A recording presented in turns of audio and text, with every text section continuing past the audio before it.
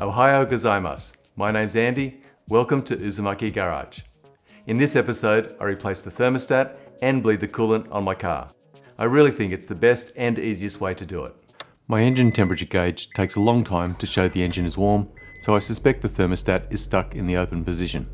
This is the way the engine bay normally looks, and the thermostat housing is on the right side of the engine, below the distributor.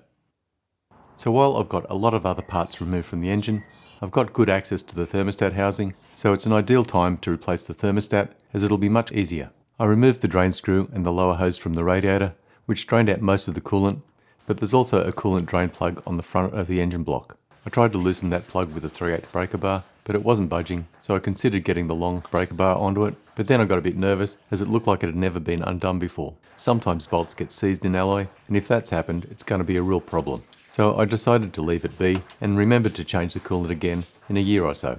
I've already removed the air inlet pipe to get better access to the thermostat. I'm using a 10mm socket to remove the two thermostat cover bolts.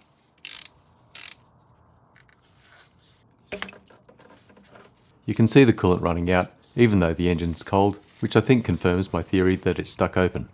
And as I won't be reusing it, I'll just pry it out with a screwdriver. This is my new thermostat kit, which includes the new seal. I've put the new seal onto the new thermostat. The seal has a cutout which lines up with the thermostat vent, and that sits on the housing at the 12 o'clock position.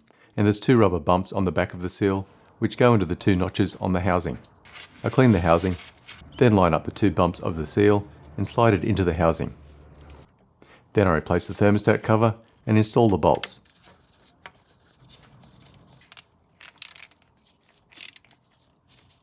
Then I reinstall the lower hose onto the radiator. Replacing the two hose support brackets. And after installing the airbox and air inlet, I replaced the radiator overflow reservoir, reconnected the hose onto the loose cap. Now I'm setting up the spill-free funnel and slowly refill with genuine Honda coolant. When the radiator is full, I keep filling the funnel until it's about halfway out.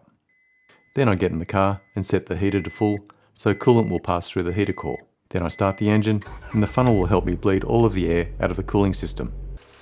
Bubbles will keep rising and the coolant will replace the bubbles. And when the engine gets warm enough, the thermostat will open, coolant will flow, more bubbles come out, and when the engine is hot enough, the radiator fans will run for a while and then the fans will stop again. I let the engine continue to run until the fans have started and stopped a few times while I keep an eye on the coolant level in the funnel. Then I plug the funnel and remove it, replace the radiator cap, and check the overflow reservoir level. And after I go for a drive, I'll double check the coolant level is between the minimum and maximum lines in the radiator overflow reservoir.